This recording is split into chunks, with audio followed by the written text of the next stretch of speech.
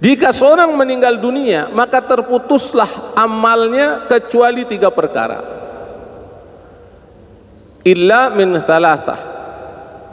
Yang pertama adalah min sadaqatin jariyah, yaitu sedekah jariyah.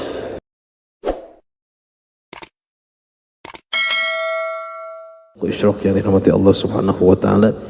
Insyaallah kita menjalankan kajian Thaqafah Islamiyah bersama guru kita Ustaz Haji Ferry Nur SSI, fa ilaihi falyatafaddal mashkura.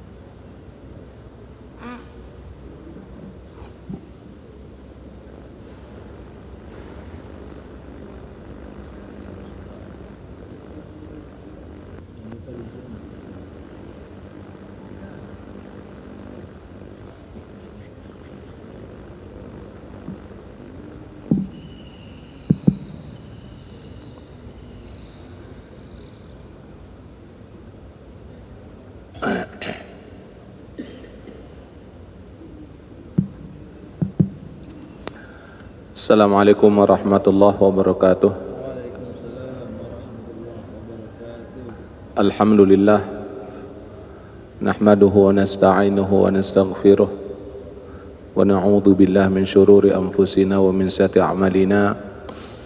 May yahdihillahu fala mudilla lahu wa may yudlil fala hadiyalah. Asyhadu an la ilaha illallah wa asyhadu anna Muhammadan abduhu wa rasuluhu la nabiyya ba'dah.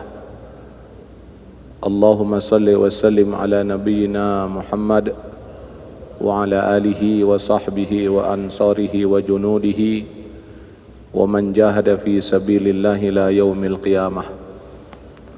Amma ba'du, fa ya ibadallah usikum wa iyaya bitaqwallah faqad fazal muttaqun. Qala Allah Ta'ala fil Qur'anil Karim, ya ayyuhalladzina amanu ittaqullaha haqqa tuqatih wa la tamutunna illa wa antum muslimun. Wa qala aidan khairun nas anfa'uhum linnas. Sadaqallah wa sadaqa Rasulullah sallallahu alaihi wasallam. Jamaah yang dimuliakan oleh Allah Subhanahu wa taala, alhamdulillah dengan izin Allah Subhanahu wa taala kita dipertemukan di majelis yang mulia ini. Selawat beriring salam semoga tercurah selalu untuk Rasulullah sallallahu alaihi wasallam beserta keluarganya, sahabatnya dan umat yang tetap istiqomah hingga akhir zaman nanti. Jamaah yang dimuliakan oleh Allah Subhanahu wa taala, kok enggak kelihatan gambarnya?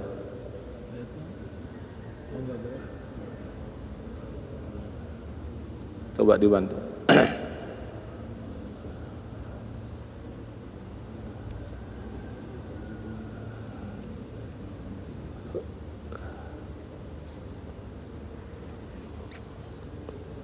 Kenapa? Ini.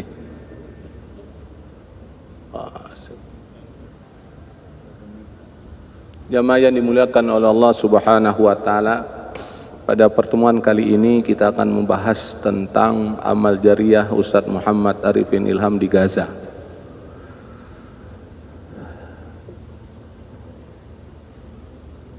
Dan sebelum beliau meninggal dunia, sebagaimana kita ketahui, beliau berwasiat untuk memberikan bantuan bagi rakyat Gaza. Dan bantuan beliau untuk rakyat Gaza bukan ketika beliau akan meninggal saja diberikan. Bahkan ketika dia sehat walafiat, ketika ada momentum Gaza diserang oleh Zionis Israel, penjajah Zionis Israel, beliau ambil bagian untuk menanam saham kebaikan di Gaza, Palestina. Dia bantu rakyat Gaza, Palestina, anak yatim, para janda, masjid, lembaga pendidikan, dan itu beliau lakukan. Bahkan bukan saja untuk rakyat Gaza, tapi juga untuk rakyat Suriah, Rohingya, dan kaum muslimin yang mendapatkan musibah di dalam negeri, bahkan di luar negeri. Saya perlu menyampaikan ini untuk menjadikan contoh bagi kita semua, terutama bagi murid-murid mereka, terutama bagi jamaah zikir az-zikra dimanapun mereka berada, bahwa sesungguhnya murabbi mereka memiliki komitmen kepedulian terhadap umat Nabi Muhammad SAW. Dan saya berkewajiban menyampaikan hal ini sebagai wujud penghormatan dan cinta saya kepada beliau. Dan mudah-mudahan ketika kita bahas ini, aliran pahala mengalir kepada beliau, walaupun beliau saat ini sudah berada di alam barzah, walaupun saat ini beliau sudah berada di alam kubur. Sebab kebaikan seorang muslim apabila disebut, dikenang, bahkan didoakan, itu akan memberikan manfaat kepada orang yang sudah berada di alam kubur. Itulah hebatnya orang Islam. Nah, jamaah yang dimuliakan oleh Allah Subhanahu wa taala, dalam satu hadis yang diriwayatkan oleh Imam Ahmad, Tirmizi, dan disahihkan Al-Hakim dalam Mustadrak, dijelaskan apabila Allah menghendaki kebaikan pada hambanya, artinya hamba itu akan husnul khatimah, maka Allah mempekerjakannya. Para sahabat bertanya, bagaimana Allah akan mempekerjakannya? Rasulullah SAW menjawab, Allah akan memberinya taufik untuk beramal soleh sebelum dia meninggal.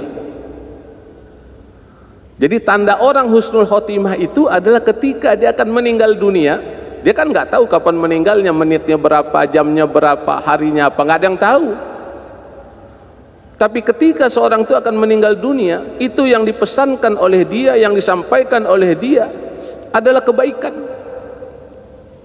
Dan kita menjadi saksi apa yang dilakukan oleh murabbi kita Ustaz Muhammad Arifin Ilham ketika akan meninggal dunia.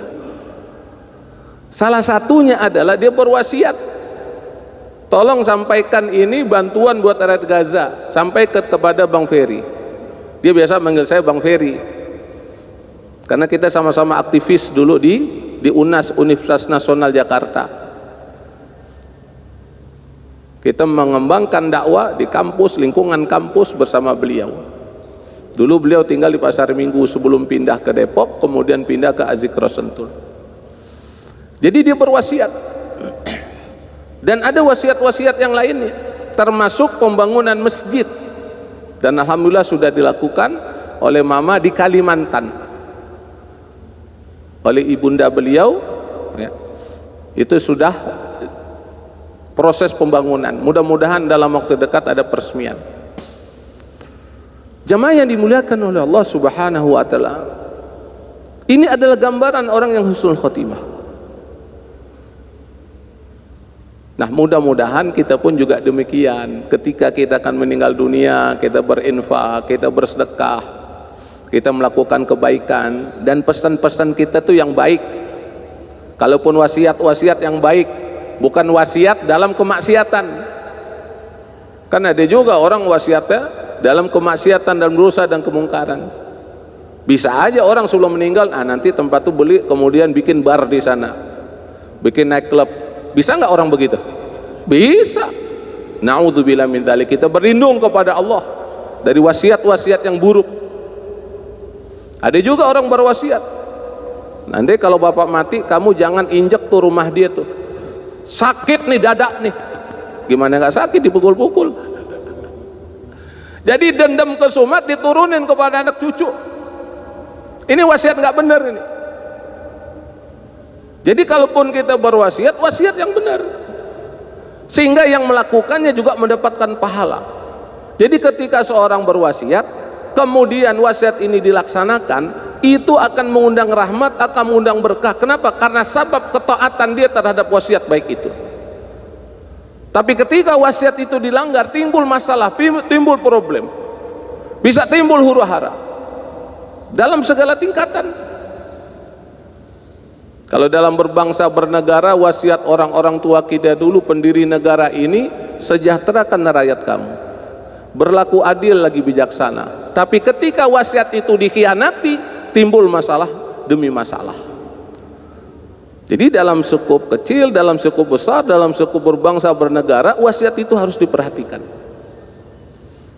Nah, jamaah yang dimuliakan oleh Allah Subhanahu wa taala, Allah akan memberinya taufik untuk beramal soleh sebelum dia meninggal. Dan kita bisa lihat orang soleh ketika akan meninggal, orang yang akan husnul khotimah itu sebelum dia meninggal biasanya ada wasiat-wasiat kebaikan. Jamaah yang dimuliakan oleh Allah Subhanahu wa taala. Dari Abu Hurairah radhiyallahu anhu, ia berkata bahwa Rasulullah sallallahu alaihi wasallam bersabda, "Idza mata al-insan inqata'a 'amaluhu illa min thalathatin, min shadaqatin jariyah wa ilmi yuntafa'u bih wa waladi salihi yad'u lah." Wa waladi salihi yad'u lah. Hadis riwayat Muslim. Jika seorang meninggal dunia, maka terputuslah amalnya kecuali 3 perkara. Illa min thalathah.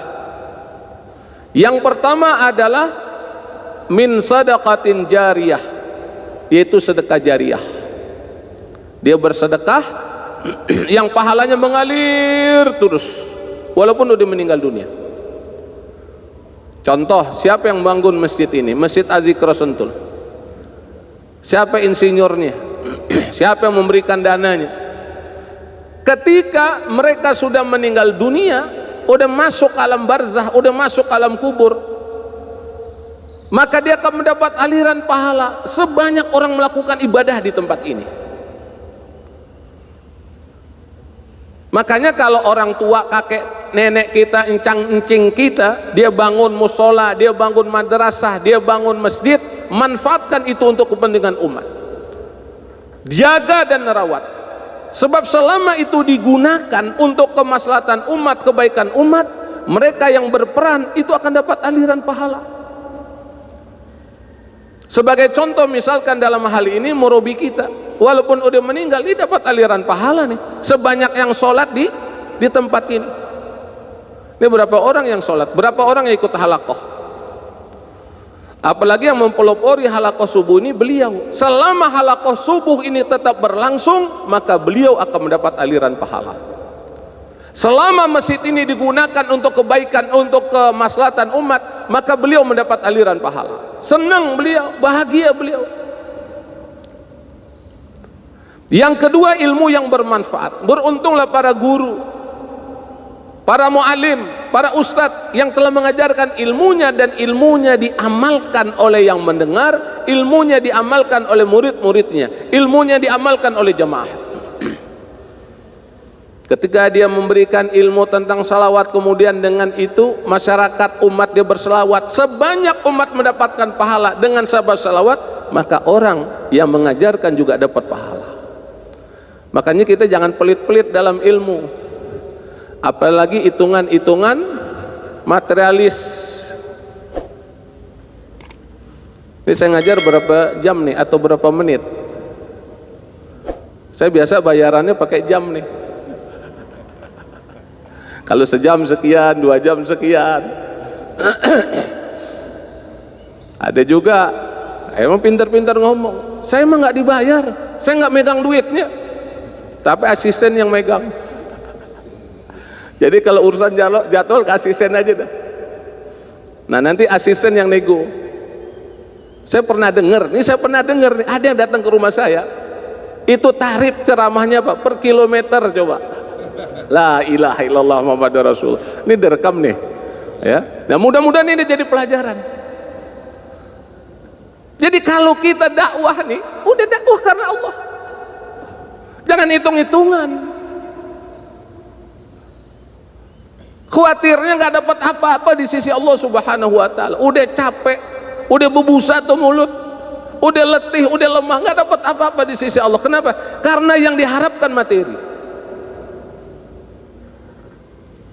Makanya ini perlu diingatkan, dan murabi kita senantiasa mengingatkan. Makanya kan ada istilah beliau itu dulu, ingat nggak? Ada dai tipe air ledeng, ada mata air. Pernah dengar kan? Ada air comberan. Itu tipe-tipe tuh orang yang berdakwah. Makanya kita perlu saling mengingatkan. Apalagi kalau kita udah berdakwah, orang udah dengerin, alhamdulillah kita bersyukur kepada Allah. Masih ada orang yang mau dengerin dakwah kita. Coba bandingkan nabi terdahulu. Ada nabi, nggak ada yang mau dengerin. Ketika dia berdakwah, umatnya udah tutup kuping. Kita alhamdulillah masih ada yang mau dengerin. Bukan berarti kita lebih hebat dari Nabi dan Rasul, bukan.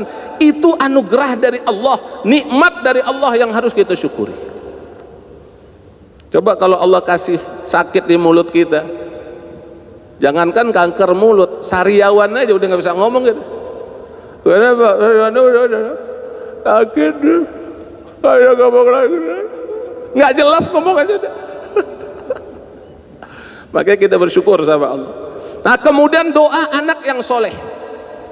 Nah, bagi orang tua yang punya anak, suruh anaknya belajar agama, biar menjadi anak yang soleh, mendoakan kita baik ketika kita hidup maupun kita udah meninggal dunia.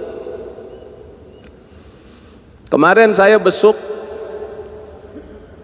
ada saudara yang sakit, mantan duta besar di satu negara. Dia sakit, itu ibunya cerita. Saya perlu sampaikan ini. Dia punya jabatan, dia punya kedudukan, digunakan untuk apa? Menyenangkan hati ibu, menggembirakan hati ibunya. Coba. Jadi setiap dia bertugas di negara lain, ya namanya orang kerja di departemen luar negeri, kadang-kadang di negara ini, kadang-kadang di ini, kadang-kadang ini, ibunya diajak, ibunya digembirakan, ibunya bahagia. Kok Ustaz tahu? Ibu yang cerita sendiri. Saya bilang ibu punya anak yang soleh ini. Jarang-jarang orang kayak begitu. Yang ada ketika jabatan meningkat, gajinya banyak, tiap bulan dapat amplop, ibunya disingkirkan. Kalau perlu ibu nggak perlu ke kantor saya dah. Perasaan risih, malu di hadapan teman-teman. Ada orang yang model kayak begitu. Nah, orang yang model kayak begini gimana akan mendapat berkah dari Allah Subhanahu wa taala? Padahal Rasul mengatakan redha Allah tergantung redha orang tua.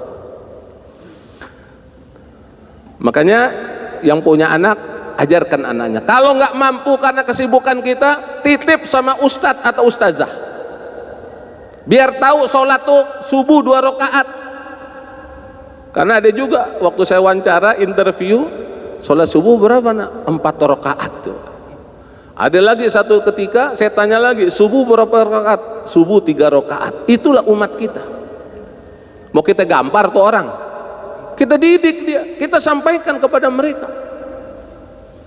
Nah, ini pesan saya. Sebab kalau anak sudah menjadi anak yang soleh atau soleh, beruntung orang tua.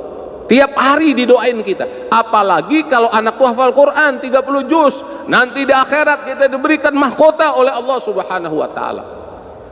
Kalau anak kita 5-5-5-nya hafal Quran, Masya Allah, Subhanallah, Allah Akbar, senang kita. Bayangkan di hadap seluruh manusia kita dipanggil, coba. Nggak sembarang orang bisa dipanggil, diberikan panggung oleh Allah Subhanahu wa ta'ala. Maka masih ada kesempatan nih, yang punya anak masih kecil-kecil, udah didik. Ya mulai dari Iqra dulu 1 sampai 6, kemudian tahsinnya, kemudian hafalannya. Dorong dia, support dia. Doakan dia biar dia menjadi orang yang hafal Quran. Berapa anak kita jangan sampai kagak. 5 minimal 1 orang atau 2 orang dia hafal Quran. Ya, jangan blank sama sekali, jangan. Berikan support. Nah, jamaah yang dimuliakan oleh Allah Subhanahu wa taala, manusia paling bahagia yaitu manusia yang berhenti nafasnya namun tidak pernah berhenti pahalanya. Nah, ini orang yang paling bahagia. Insya Allah murabi kita bahagia. Kenapa? Walaupun nafasnya udah berhenti, tapi pahalanya terus mengalir.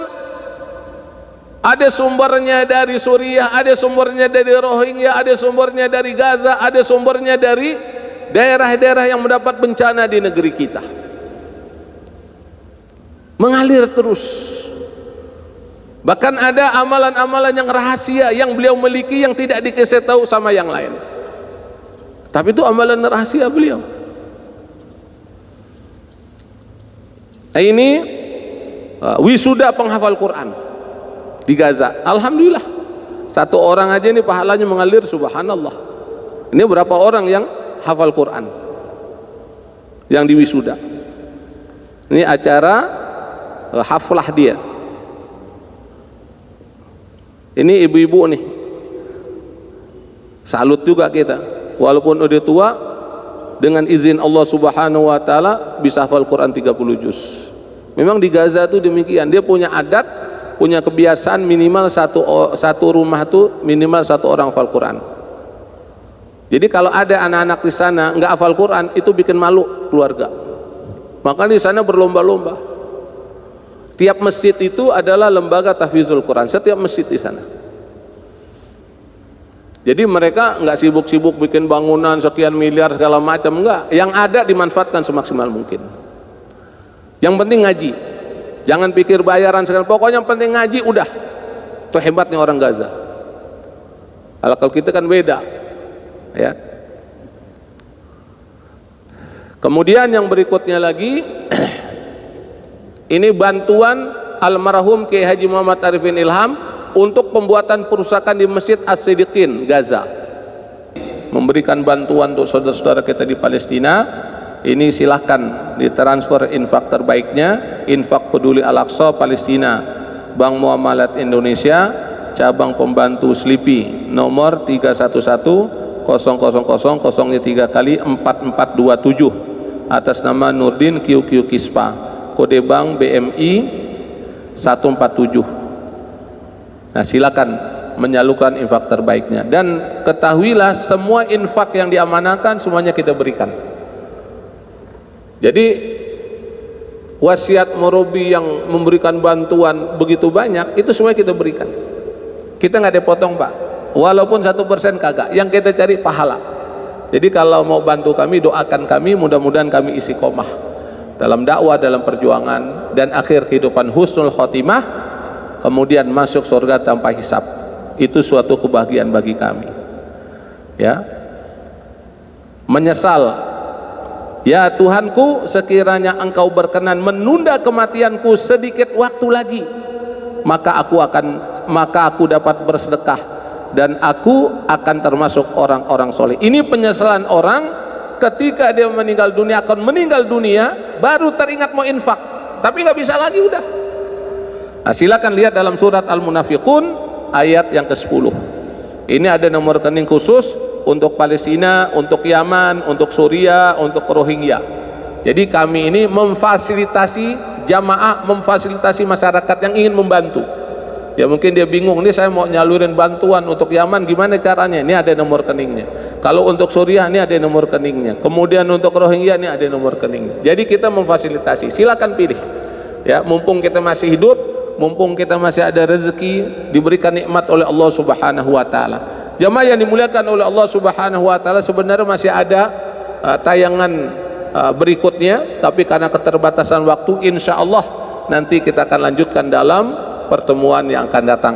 Rabbana taqabbal minna innaka antas samiul alim wa tub alaina innaka antat tawwabur rahim. Allahumma arinal haqqa haqqan warzuqna tiba'ah wa arinal batila batila warzuqna jinabah. Allahumma ighfir lana wa liwalidayna warhamhuma kama rabbana shighara. Allahumma ighfir lana wa liwalidayna warhamhuma kama rabbana shighara. Allahumma ighfir lana wa liwalidayna warhamhuma kama rabbana shighara. ربنا اغفر لنا ولإخواننا الذين سبقونا بالإيمان ولا تجعل في قلوبنا غلا للذين آمنوا ربنا إنك رؤوف رحيم اللهم اغفر للمؤمنين والمؤمنات والمسلمين والمسلمات الأحياء منهم والأموات برحمتك يا أرحم الراحمين Allahumma ighfir li ummati Sayyidina Muhammad, Allahumma arham ummati Sayyidina Muhammad, Allahumma jubur ummati Sayyidina Muhammad, Allahumma fat ummati Sayyidina Muhammad, Allahumma afi ummati Sayyidina Muhammad, Allahumma salim ummati Sayyidina Muhammad, Allahumma ansur ummati Sayyidina Muhammad, Allahumma ansur ikhwanana wal mujahidin fi Gaza, Palestin, wal Quds wa Suriah wa Mesir wa Libya wal Yaman wa Iraq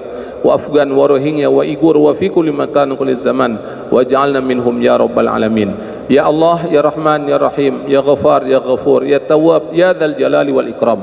Ampunlah segala dosa dan kesalahan Ustaz Muhammad Arifin Ilham. Ampunlah segala dosa dan kesalahannya ya Allah.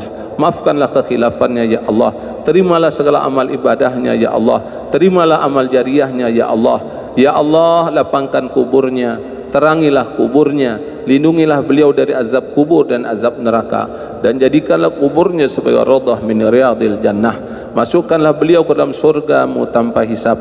Ya Allah, berkahilah keluarganya, berkahilah istri-istri beliau ya Allah, berkahilah anak-anak beliau ya Allah, berkahilah cucu-cucu beliau ya Allah, berkahilah kehidupan penerusnya ya Allah. Ya Allah, berkahilah majlis Az-Zikra ya Allah, berkahilah warga kampung Sunnah Az-Zikra ya Allah. Rabbana taqabbal minna innaka antas samiul alim wa tub alaina innaka antat tawwabur rahim. La ilaha illa anta subhanaka inna kunna minadh zalimin. La ilaha illa anta subhanaka inna kunna minadh zalimin. La ilaha illa anta subhanaka inna kunna minadh zalimin. Rabbana zalamna anfusana wa illam taghfir lana wa tarhamna lanakunanna minal khasirin. Allahumma inna nas'aluka husnul khatimah wa na'udzu bika min su'il khatimah. Allahumma khtim lana bil Islam wa khtim lana bil iman wa khtim lana bi husnil khatimah. Rabbana atina fid dunya hasanah wa fil akhirati hasanah wa qina adzaban nar wa adkhilna jannata mal abrar ya aziz ya ghafar ya rabbal alamin. Wa sallallahu ala nabiyyina Muhammad wa ala alihi wa sahbihi ajmain. Walhamdulillahi rabbil alamin. Kita tutup dengan doa kafarat majlis. Subhanakallahumma wa bihamdika asyhadu an la ilaha illa anta astaghfiruka wa atubu ilaik. Assalamualaikum warahmatullahi wabarakatuh.